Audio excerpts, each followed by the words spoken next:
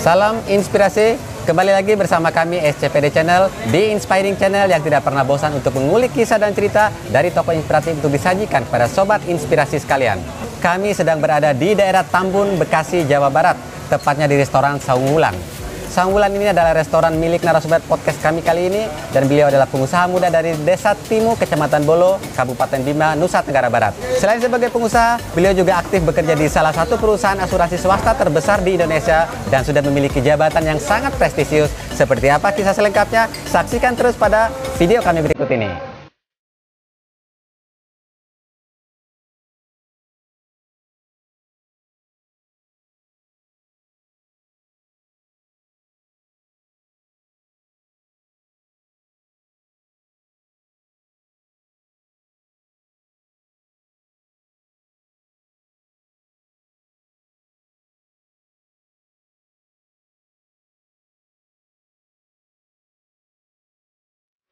Namun sebelum berbincang dengan tokoh muda ini, kami minta kepada sobat inspirasi sekalian agar membantu channel kami bisa berkembang dan terus berbagi inspirasi dengan cara subscribe YouTube kami SCPD Channel, tonton sampai selesai, like, komen, dan juga share ke sobat lainnya agar makin banyak yang mendapatkan kisah inspiratif dari kami. Dan jangan lupa juga untuk menekan tombol lonceng agar mendapatkan update info terbaru dari kami. Layanan SCPD Channel juga bisa dinikmati melalui aplikasi musik online Spotify dan juga Apple Podcast.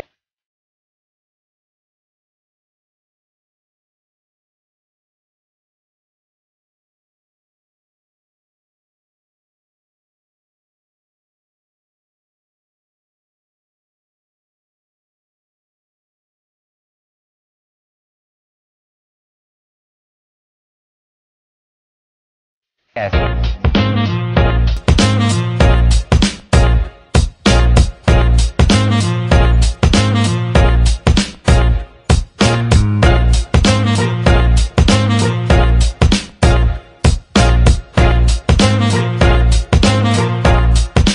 Baik sobat inspirasi, kita langsung saja berkenalan dengan Bang Bimo, sosok pengusaha muda asal Bima. Bang Bimo, apa kabar?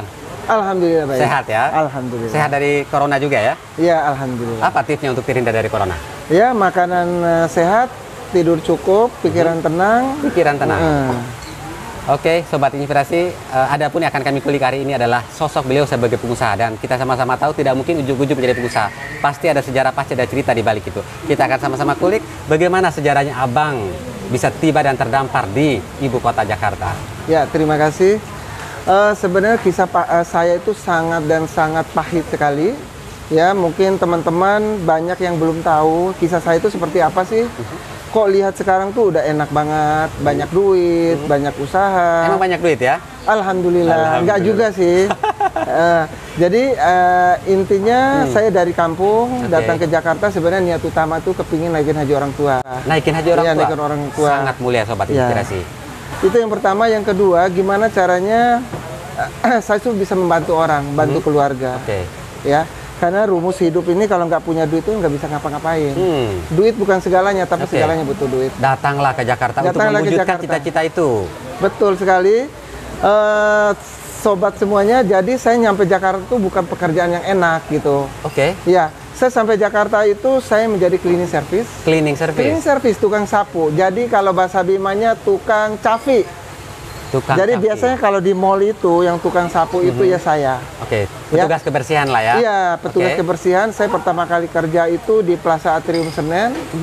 Saya masih ingat nyampe Jakarta itu di usia dalam rangka ulang tahun kemerdekaan Republik Indonesia yang ke-50. 50 waktu itu. Itu 20 tahun yang lalu ya. Sorry, dari Bima tamat SMA atau tamat SMA? Kuliah? Belum kuliah berarti? Belum kuliah, saya kuliahnya datang di ke Jakarta bekerja sebagai cleaning service di Atrium Senin. Iya, di Plaza Atrium Senen. Saya sebenarnya pada saat itu mau kerja apapun yang penting itu halal. Halal sobat inspirasi kuncinya. Iya. Jadi biasanya kalau orang datang dari jauh tuh kepingin kerja enak. Saya itu prinsipnya gimana caranya dapat kerja. Ya. Nggak malu? Saya tidak merasa malu. Justru di situ saya merasa bersyukur. Dengan saya jadi cleaning service itu saya merasakan pahitnya kehidupan di Jakarta itu seperti apa. Ceritakan pahitnya kayak gimana dulu di Jakarta. Banget. Pahitnya saya mungkin teman-teman, kenapa saya buka restoran sekarang? Itu ada kisahnya. Baik. Kenapa? Karena saya dulu tuh hidupnya pahit, makan sekali itu kadang-kadang sehari cuma sekali. Kadang-kadang 2 kali juga, alhamdulillah. Makanya nasi putih setengah sama kuah. Itu udah jadi sama kuah sayur aja. Ya. Karena udah biasa pahit.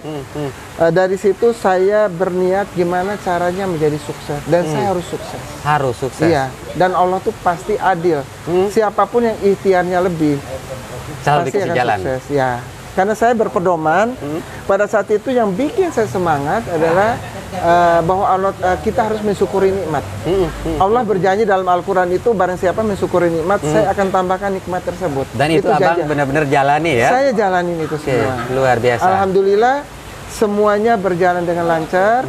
Rezeki semakin berhari, semakin bulan, semakin tahun, semakin meningkat sampai sekarang. Oke, tadi di pembukaan saya sampaikan kepada Sobat Inspirasi bahwa abang ini berawal dari, ya oke lah tadi sebagai cleaning service, tapi di sisi lain abang juga bekerja di salah satu perusahaan asuransi. Lalu beriring jalannya waktu dengan kemapanan abang, akhirnya abang juga berinisiatif dan mau membuka usaha yang tentunya dengan usaha sebesar ini menghadirkan banyak tenaga kerja, banyak orang yang ikut menikmati dari hasil itu.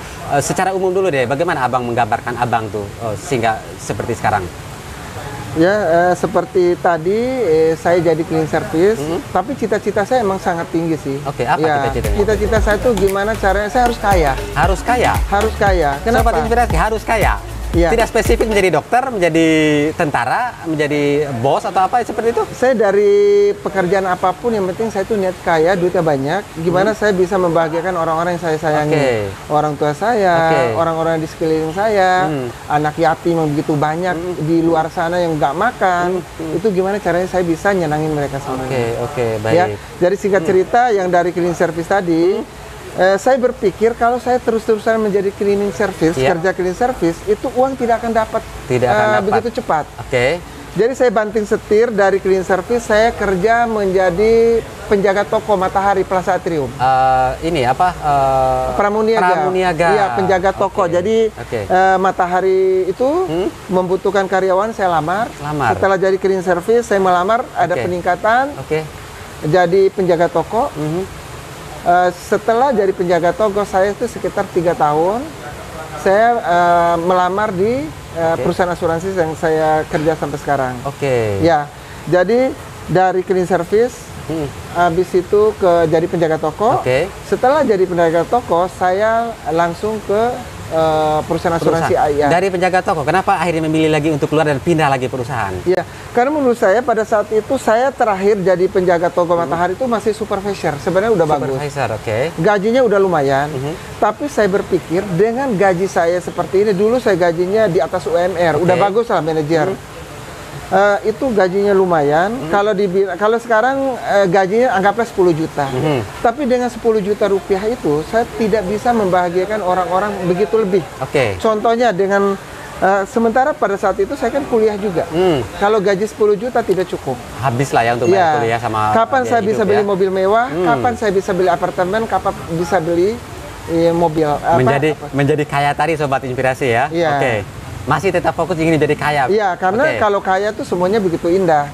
Kita mau bantu orang juga, kalau kita nggak punya duit nggak bisa ngapa-ngapain. Nanti kita akan kulik Sobat Inspirasi, apakah setelah menjadi kaya beliau benar-benar merasakan indahnya ya.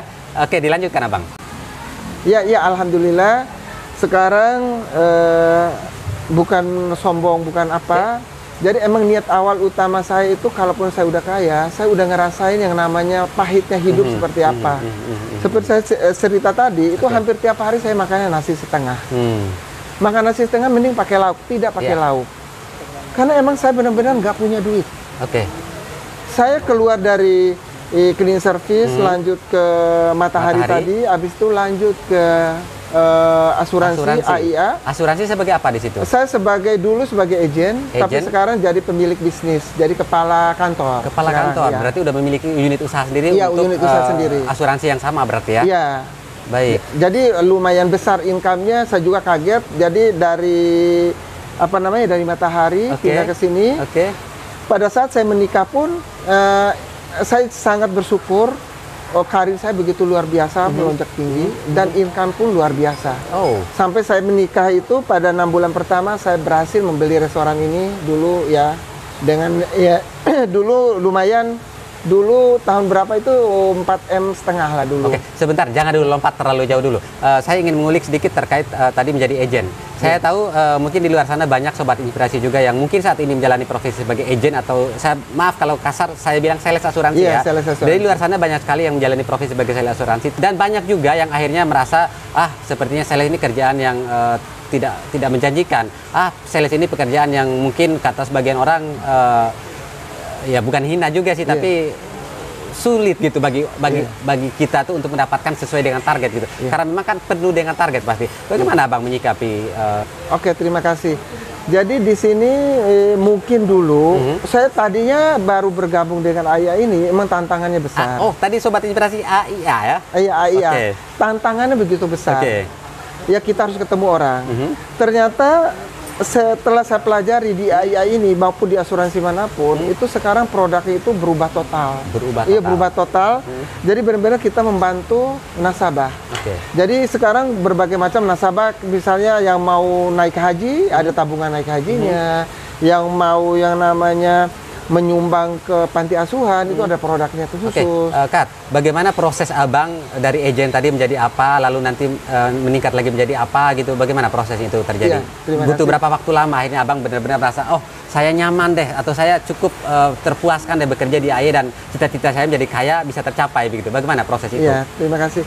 Kalau prinsip saya, dalam suatu pekerjaan apapun, keseriusan yang utama dan keyakinan, Jadi kita harus yakin dan harus mencintai pekerjaan tersebut. Apabila kita mencintai pekerjaan tersebut, pasti kita mendapatkan puncak kesuksesan yang luar biasa. Ya itu saya rasakan. Pada saat saya pindah ke perusahaan asuransi tersebut, saya merasakan inilah dunia saya. Kenapa saya bilang ini dunia saya? Karena semua di sini saya dapatkan income yang luar biasa. Dari income saja atau ada kepuasan dari segi pekerjaan yang atau tantangan pekerjaan yang mungkin pekerjaannya begitu ringan menurut saya. Ringan. Ya, untuk hanya ketemu orang. Hanya edukasi mengenai apa itu asuransi, tabungannya seperti apa, produk kesehatan seperti apa. Tapi bukannya para sales biasanya banyak yang langsung down semangatnya begitu ketemu klien dan menolak? Biasanya langsung down biasanya mereka. Bagaimana Abang memperkuat diri Abang sehingga akhirnya saya harus lagi dan lagi nggak pernah down begitu? Ya, alhamdulillah seperti keyakinan saya awal tadi. Apabila kita mensyukuri nikmat. Karena menurut saya setiap ada ujian dari Allah itu pasti namanya kerja dimanapun pasti ada yang susah. Nggak ada namanya sukses itu mudah. Betul. Pasti mengikuti proses yang sulit. Ya. Apabila teman-teman merasakan yang namanya ujian berat, teman-teman rumus utama kalau saya dulu harus banyak mensyukuri nikmat. Terus kalau ada ujian berat, kita harus mensyukuri ujian tersebut. Mensyukuri ujian maksudnya gini. Kalau ada ujian berat, contohnya makan cuma sekali sehari. Alhamdulillah hari ini saya bisa makan. Masih banyak orang di luar sana yang tidak makan. Ya. Terus kalau saya ada ditolak oleh nasabah, nasabah ada marah-marah, nolak langsung, alhamdulillah. Pernah juga mengalami itu? Pernah, sering. Alhamdulillah, hari ini saya lulus ujian. Lulus ujiannya apa? Jadi setiap ada permasalahan, saya selalu alhamdulillah. Saya hari ini lulus ujian. Apapun kendala yang dihadapi di lapangan selalu bilang alhamdulillah. Jadi setiap hari. Kalau ujian seperti itu berarti Allah tuh mau mengangkat derajat kita menjadi lebih tinggi. Ibarat kalau udah kita jadi anak TK, kalau kita lulus berarti naik tingkat dong menjadi anak SD. SD 6 tahun, kalau kita lulus lagi naik peringkat menjadi SMP. Begitu juga menjadi SMA dan kuliah. Begitu juga yang namanya kita kerja universitas kehidupan itu.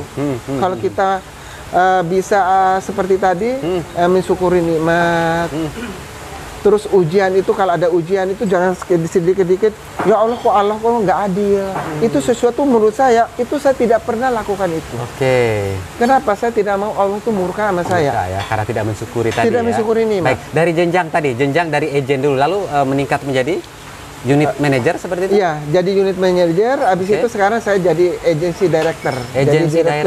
Direktur agensi. Secara personal yang ada di bawah Abang sebagai direktur agensi berapa banyak? Oh banyak, ada ratusan. Ratusan orang? Ya, ratusan orang. Berarti boleh dibilang Sobat Inspirasi dengan menjadi, tadi dari awal menjadi agen, lalu sekarang menjadi direktur dari agensi, beliau udah mampu ya, mampu untuk mendirect segitu banyaknya orang yang akhirnya menggantungkan hidupnya di dalam asuransi. Betul. Atau di dalam bidang ini, begitu ya? Iya, itu pun saya kejar cuma 1 tahun untuk nyampe posisi 1 tahun untuk mendapatkan posisi itu? Iya, karena pada dasarnya yang namanya... Ambisius sekali ya Sobat Inspirasi ya? Iya. Jadi buat teman-teman semua, jadi intinya saya ini adalah orang kampung. Orang kampung? Orang kampung loh. Tahu. Nah, dari kampung, pekerjaan pertama saya itu tukang sapu. Tukang sapu. Jadi dalam pikiran orang itu nggak mungkin seorang saya itu bisa melalui semua itu. Tapi dengan keyakinan yang tinggi, ibadah yang cukup, banyak mensyukuri nikmat, sayang sama orang tua, ya.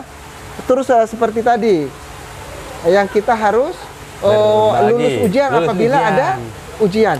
Jadi kita harus melewati semua itu dengan syukur yang lebih. Sekarang boleh kali kita ungkit sedikit materi ya, atau mungkin ini sebagai pemicu semangat aja buat Sobat Inspirasi, apa sih yang didapatkan oleh Sedang Bimo dari menjadi director agensi tadi itu? Secara materi, coba Abang sampaikan atau bersediakah untuk menggambarkannya kepada Sobat Inspirasi? Oh, boleh. Berapa yang Abang dapatkan dari director agensi? Ya, alhamdulillah teman-teman, saya juga kaget. Semenjak saya menikah, itu sebelum menikah pun, itu saya itu rata-rata kalau sebulan tuh income dari asuransi itu rata-rata 300 sampai 700 juta rupiah setiap bulan. What? Ya. Jadi saya juga kaget. Saya juga kaget. Dulu tuh kok uang sebanyak ya. Jadi saya juga kaget kok uang sebanyak ini kok bisa masuk ini. Makanya saya tuh langsung beli restoran.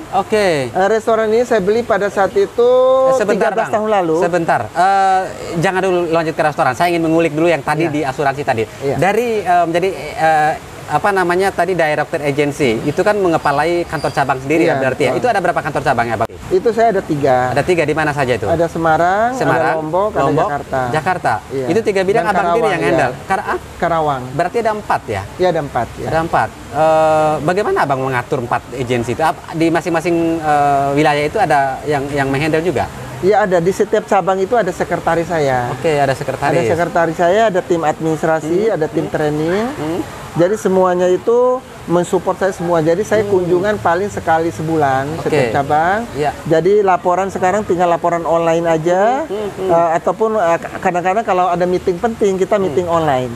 Satu lagi Sobat Inspirasi yang bikin maaf saya juga terlihat kayak iri juga sih melihat Bang Bimo. Sedikit-sedikit Sobat Inspirasi ada di luar negeri. Sedikit-sedikit pasang foto lagi berada di Menara Eiffel, ada di pesawat jet pribadi dan lain sebagainya. Itu dari asuransi kah atau dari mana Bang? Iya benar sekali. Itu bonus dari asuransi? Iya bonus dari asuransi. Iya karena emang saya setiap tahun itu dari asuransi itu rata-rata sekitar 3 kali. Negara mana saja yang udah dikunjungi? Banyak banget. Karena ya hampir semua negara lah ya. Kecuali kayak Timur Leste lah enggak lah kali ya. Ya, jadi pada dasarnya kita kalau di asuransi itu setiap tahun itu rata-rata 2 sampai 3 kali itu gratis. Belum lagi saya jalan sama istri saya lagi jalan-jalan setiap bulan itu ada setiap bulan saya harus jalan-jalan sama istri ke Eropa. Menikmati ya kenapa? Menikmati kehidupan lah. Dulu udah capek makan nasi setengah, jalan kaki berkilo-kilo, sekarang nikmatin. Baik Sobat Inspirasi, dari tadi menjadi agen asuransi lalu akhirnya menjadi direktur agensi, sekarang kita sama-sama tahu dan saat ini kita berada di restoran. Menurut saya restorannya sangat apa istilah kata ya, sangat family friendly. Jadi sangat nyaman untuk kita sama keluarga bawa ke sini, dan sebesar ini juga saya nggak nyangka beliau bisa memiliki restoran seperti ini. Bagaimanakah ceritanya sehingga Abang memiliki restoran? Ya, karena pada dasarnya saya emang jarang ibarat susah hidupnya susah banget. Jadi dari pelajaran hidup yang susah itu, kalau saya suatu saat udah punya duit jadi orang kaya, saya tuh kepingin punya restoran. Jika saya punya restoran kan ada orang miskin yang nggak punya anak yatim, panti asuhan manapun boleh datang ke sini. Itu aja. Karena saya merasakan yang namanya hidup susah itu nggak enak banget, dijauhin orang, dijauhin keluarga. Tapi jika kita punya duit, saya sudah ngerasain. Itu saudara jauh dari dekat. Terus kita bisa menikmati. Kalau saudara jauh dari dekat, karena ada bangunnya kali Bang? Iya. Enggak juga kali ya, ikhlas aja ya. Jadi kita bisa traktir teman, bisa kumpul saudara, kita bisa makan apapun yang kita ingin mau. Makanya teman-teman, saran saya, teman-teman dimanapun berada, apapun bentuk teman-teman belum kerja ataupun apa, teman-teman jangan berkecil hati, jangan putus asa. Karena seorang cleaning service, yang tukang sapu pun bisa. Yang penting semangat yang luar biasa, selalu berpikiran positif, banyak berdoa, dan sayang orang tua. Karena ridhonya Allah adalah ridhonya orang tua juga, ridhonya orang tua ridhonya Allah. Dan yang terpenting menurut saya, kesuksesan saya rasakan itu adalah mensyukuri nikmat. Apapun rezeki itu alhamdulillah, karena Allah tuh senang apabila umatnya mensyukuri nikmat. Apabila umat saya mensyukuri nikmat, saya akan tambahkan nikmat tersebut. Ya, saya juga kaget seperti cerita tadi tuh, income begitu besar. Sampai saya tuh jujur, pernah saya masuk sebulan, itu paling gede, itu pernah loh. Saya bukan cerita mengenai kebanggaan, bukan. Ini sebagai contoh untuk penyemangat teman-teman. Saya dari ayah tuh pernah masuk uang, itu 1,8 satu bulan. 1,8 M per bulan pernah. Itu sangat besar sekali. Itu pajaknya pun itu satu mobil. Saya masih ingat dulu pajak yang saya lihat itu dipotong oleh negara. Pada situ saya dapat Innova 1. Itu pajaknya saya masih ingat dulu. Ya gimana lagi? Alhamdulillah. Padahal modalnya apa? Modalnya semangat. Tadi kembali lagi tadi mensyukuri nikmat. Restorannya udah berapa sekarang, Bang? Restoran saya sekarang ya alhamdulillah 2, sekarang udah jadi, udah mau jadi 2. Dulu saya beli ini nih, Bang, ini saya beli dulu 4,5 M. Beli jadi atau beli tanah kosong lalu didesain sendiri? Setengah jadi. Setengah jadi. Kembangin lagi. Berarti memang udah ada usaha restoran di sini oleh orang yang lama, Abang beli lalu Abang kembangkan. Kembangkan lagi. Oh begitu. Tapi konsepnya memang seperti ini dari awal. Iya, dirombak total. Dirombak total. Tapi konsep pedesaannya seperti ini memang ya. Betul sekali. Oke.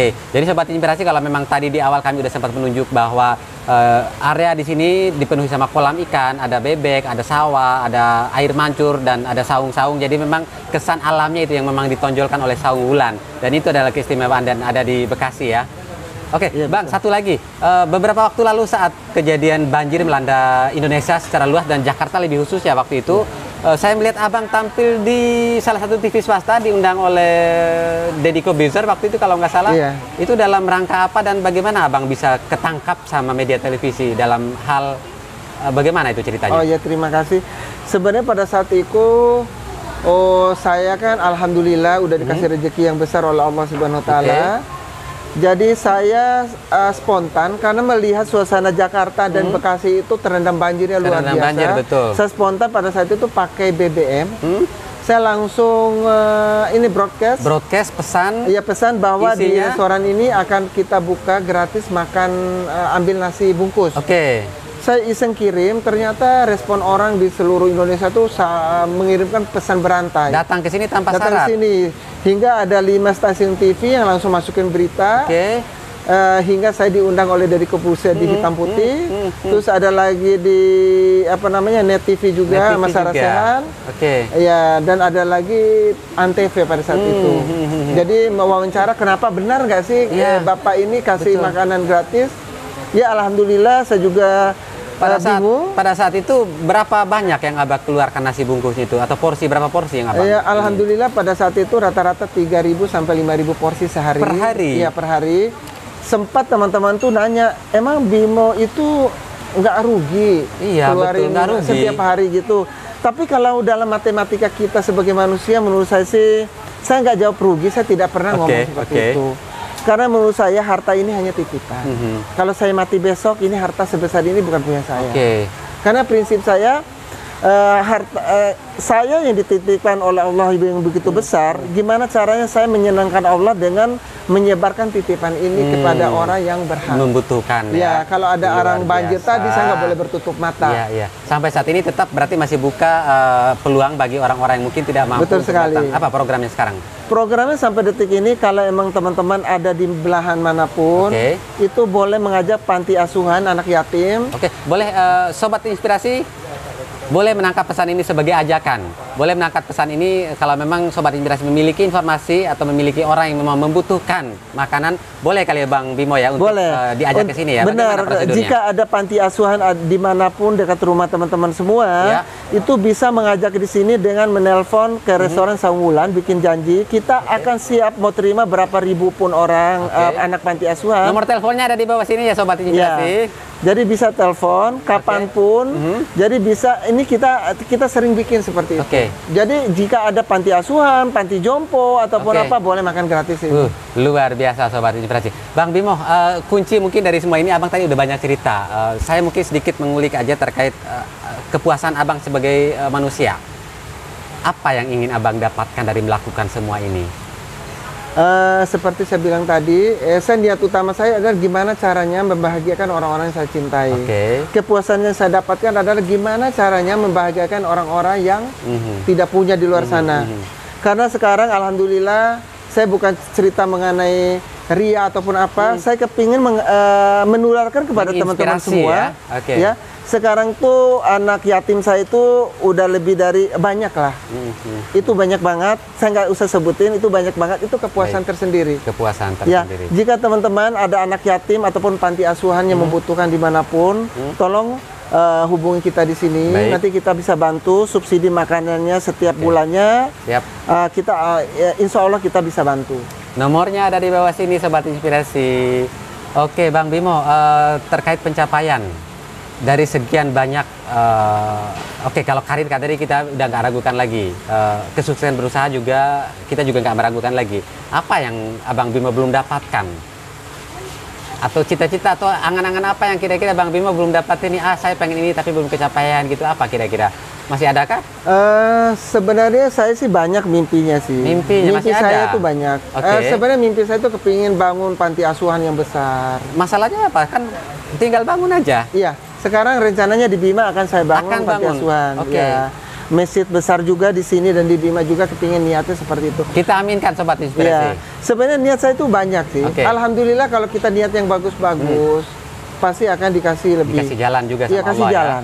Buktinya di masa corona ini, di mana-mana restoran agak sepi. Ya alhamdulillah. Mungkin doa anak yatim kali ya yang begitu banyak. Nggak berefek berarti? Alhamdulillah ada aja. Secara grafik mengalami penurunan landai atau? Alhamdulillah sama. Ya lumayan. Tidak ada perubahan yang signifikan? Ya alhamdulillah. Oh luar biasa. Ya karena sih memang restoran kebutuhan hidup dan konsumsi ya. Jadi, tapi apapun itu bentuknya, kita patut acungi jempol dari segala macam usaha, dari segala macam upaya yang Bang Bimo sampaikan tadi. Terkait bagaimana beliau mensyukuri nikmat, terkait bagaimana beliau berbagi kepada orang, itu memang layak untuk kita inspirasiin, Sobat Inspirasi ya. Oke, Sobat Inspirasi, Bang Bimo sampaikan kalimat inspirasi, gak usah panjang-panjang deh, pendek aja buat Sobat Inspirasi sekalian. Teman-teman, kalau emang teman-teman hidupnya susah ataupun apa, teman-teman jangan berkecil hati. Ya, saya punya prinsip hidup, bermimpilah setinggi-tingginya, mumpung mimpi itu gratis.